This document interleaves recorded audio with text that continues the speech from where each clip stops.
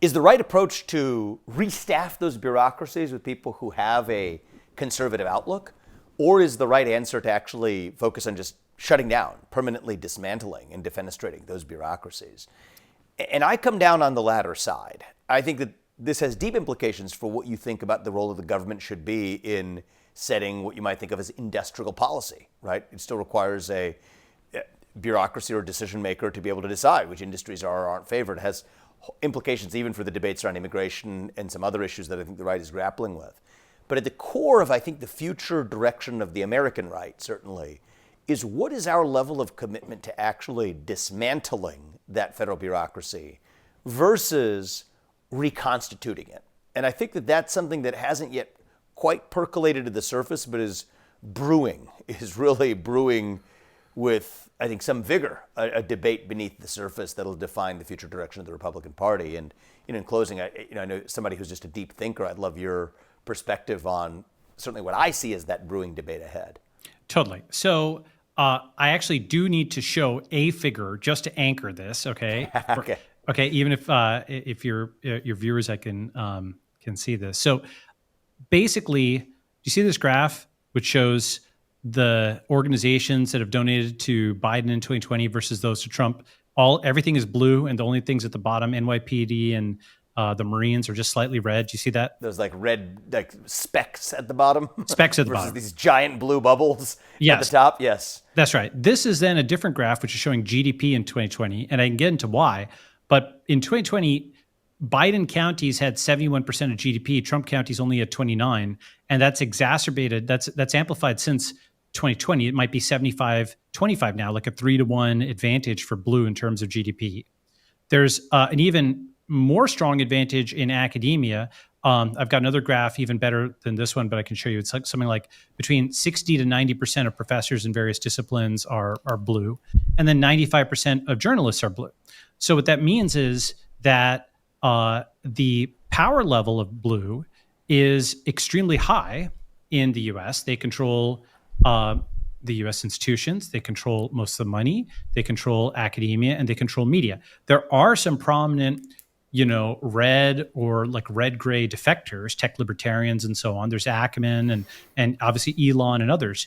But in terms of, those are like heroes. Those are like your top guys. In terms of just the bulk of the troops, so to speak, right? The power level in society, blue just significantly outnumbers. If you stack up the two groups, who can impose whose will on the other? No doubt. Right? So then that gets to, your capabilities influence your strategy. A startup has to have a different strategy than Google, right? You can't run an overdog strategy as an underdog, nor vice versa. So I think the first thing is Republicans need to think of themselves realistically as extreme underdogs. And it's actually remarkable. It's insane in some ways that they can contend for the presidency and have some control of the Supreme Court and whatnot, because all Democrats do on every level, and this is a whole talk we could go through, the blue business model is to take control of some government agency and funnel the money to Democrats. Example, the homeless industrial complex. They basically have the budgets. Go ahead. That's a good description. I'm writing that one down too. Yep. Continue. Yeah. The homeless industrial complex. Yep. So the homeless industrial complex, right, basically is something where they are. One graph will show that if you've never seen this graph before.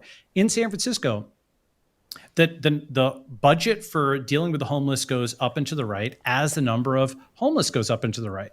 Right. And the reason for that is that's what they're paid for. They're paid to actually make the problem worse. And so more homeless, more budget for homeless. And so once you see this, you see it everywhere. Remember the California trains, the $100 billion California train? Totally. The whole point of that was to steal money. You become Go ahead. Addicted to the very problem you want to solve, and you have a vested interest in its continued existence. That's exactly right. And so when you see this, I'll just show you one more graph and then I'll just only talk it through, okay? But look at this one, all right? When you see this, take a look at this. Look at this, okay? Department of Homelessness budget went from $200 million in 2016 to $1.1 billion by 2021. But the SF homeless population also skyrocketed during that time, and this is probably an undercount, okay? That's right. Of course, their justification is that they'll need it to be able to catch up. Here's the as thing. opposed to even positing the possibility of a causal relationship in the other direction. That's right. Like you and I also are both businessmen. If you had a business that went from 200 million to 1.1 billion dollars in 5 years, that's an incredible rate of growth at that scale, right? This is a business model you'd scale out everywhere. Yeah. And that's what they did.